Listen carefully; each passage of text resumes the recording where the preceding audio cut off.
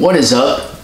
Welcome to Every Single Guitars, where the goal of this channel is to review every single guitar ever made. Today I have a vintage Martin guitar. I'm mainly an electric guitar guy. I did play a lot of acoustic back in the day when I was in middle school and high school. But then after going to college, I didn't play much electric guitar because I only brought my acoustic because I didn't want to carry my amp, you know, my electric and all the other accessories that you need to play an electric. So in college, I only played my acoustic.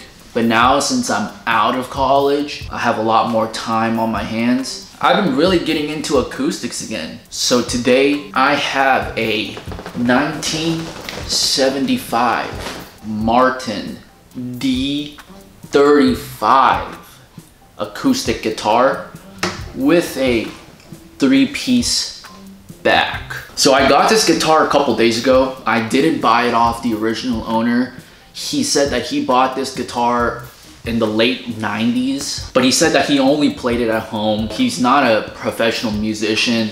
You know, he's just a person kind of like me who buys guitars, tries out different guitars and plays guitars just for fun as a side hobby. But you know, first impression, this is a pretty light guitar, I'd say. Even though it's a Dreadnought, and you know, a Dreadnought is a little bit bigger than an OM style guitar. Condition, you can clearly tell that this guitar has been played. You know, there's a lot of surface checking on the top of the body as well as the bottom. You can see a lot of checking. There's some scratches, some superficial wear, mainly around this area. You know, when you look at different acoustic guitars, typically older guitars, you can kind of tell what kind of player the guitarist was when they owned this guitar. So for example, you can see a lot of wear right here on the bottom, right below the pickguard.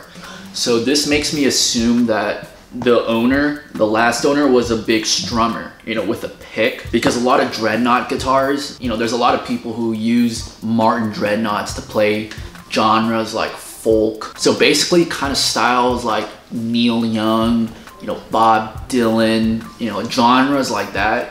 It requires a lot of strumming. So, you know, if you own a guitar and you strum the guitar for several years, in this case, you know, several decades, you're gonna see some wear on the bottom, which is the case for this guitar. And I find that very interesting, you know, how different players have different styles. Like for me, if I bought this guitar in 75, brand new, and let's say I kept it forever, I don't know if the guitar would have wear on this side, because even though I do strum, I'm not really a heavy strummer. You know, I like to strum like a little bit lightly, and I do a lot of finger picking.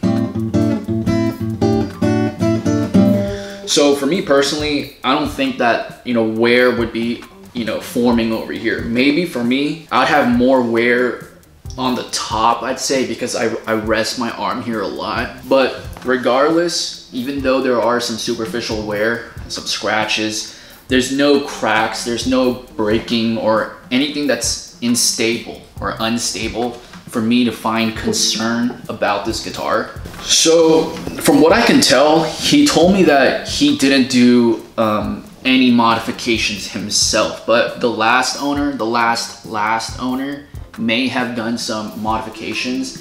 And if he did, I feel like the mod may be on the saddle right here and maybe the nut. I think these two may have been replaced because, you know, for vintage guitars, for older guitars, a lot of the hardware, like the bridge pins and the saddle and the nut, it ages a natural color. So it turns into like a yellowish, beigeish hue. But in this case, the bridge pin has the vintage classic color, but the saddle is more white than the bridge pins, which makes me assume that the saddle was replaced. The nut does seem like an older color, but you know, the color is kind of off from the rest of the binding. So that makes me assume that, you know, usually if you replace the saddle, you have to replace the nut, because then the action can be set up much better And I feel like that was the case for this guitar. No headstock crack, which is the main thing that I look for vintage guitars. You know, a lot of older guitars, since they're played for a long time and usually heavily, a headstock crack is not really common, but it is somewhat common. So that's what I look for when I buy vintage guitars. But for this, no headstock crack. Another interesting thing about this guitar is the tuner. When I first got this guitar, the tuners were Grover tuners. I know that Grover is a pretty respected company when it comes to tuners, but from all the Martins that I've owned and I've played, which isn't that many, but out of the Martins that I have played, they usually came with the stock Martin tuners. So when I saw this in person, I thought that this may have been replaced from an original Martin tuner to a Grover. You know, after doing more research on the 70s D35 models and looking at, you know, listings of other sellers, I compared these tuners, the Grovers on these, to the other D35s, and every single Martin D35 I've seen had the Grover tuners. So, you know, that made me assume if, you know, these 70s D35 originally came with the Grover tuners. I'm not sure actually, but regardless, you know, these are very high quality tuners. So, you know, the guitar stays in tune very well. You know, for a 1975 guitar, even though it has wear, I'd say that this is in very good condition. And by condition, I mean the stability and the structural quality of the guitar. If you hold it, I don't get any sense of it breaking down. I don't get that it's a flimsy guitar or a poorly made guitar. You know, I played several different models of Martins, you know, some ranging from, you know, 400 to 4,000. I've never played a Martin that I was disappointed with. Some of the cheaper Martins may have had, you know, inferior materials, but from a guitar standpoint, all the Martins that I played were very good. And it's the same case as this guitar. It's a very good guitar. You know, to be honest, I don't really know what a 3-piece back does in terms of tone, but just from a visual perspective, just from a aesthetics perspective, I think a 3-piece back looks really nice. You know, it just gives like a different vibe to a guitar. Usually for guitars, you know, there's just one single line on the back. Like I said, I don't know if the 3-piece back changes the tone. I don't know if it makes it louder or, you know, I don't really know what it does. But when I play this guitar, it sounds great. It sounds very good. It's actually, I feel like out of all the Martins that I've played, this is probably one of the more louder Martins, just from a simple strum, and I'm not even using a pick. If I strum it lightly, the tone that this projects is actually very loud.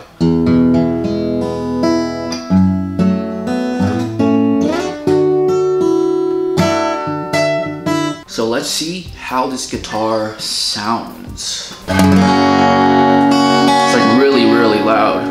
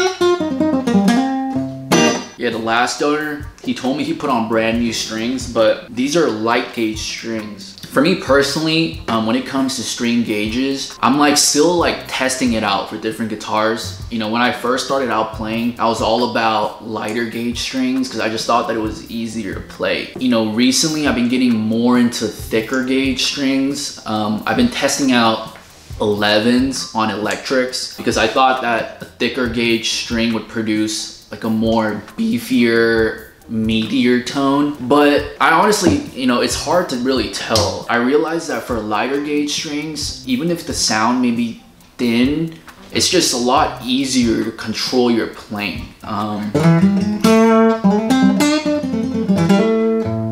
And the fact that you can bend on an acoustic guitar, I think it makes a big difference when you play. Acoustic guitars, all my acoustics have medium gauge strings, and I can bend it a little bit, but it's not to the point where it sounds good because it's really hard to bend. So I don't really do a lot of bends when it comes to acoustics, but since this is a lighter gauge string, I could bend this similar to an electric guitar.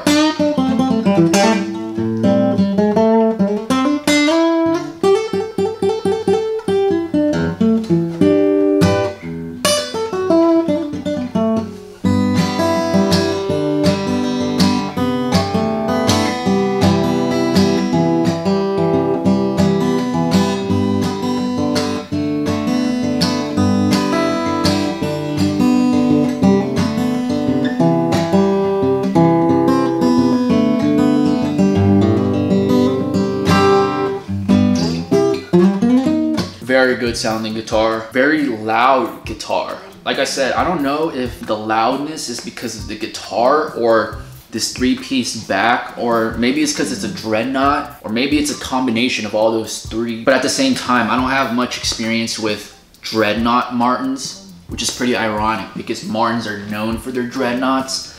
But dude, this is a very loud guitar.